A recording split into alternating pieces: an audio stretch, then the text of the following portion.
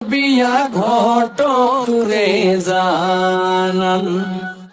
যেই মেয়েটার মরিচ বাটতে হাতের চুরি নরে, শুনছি নাকি বউয়ের আগে তাহার জামাই মরে।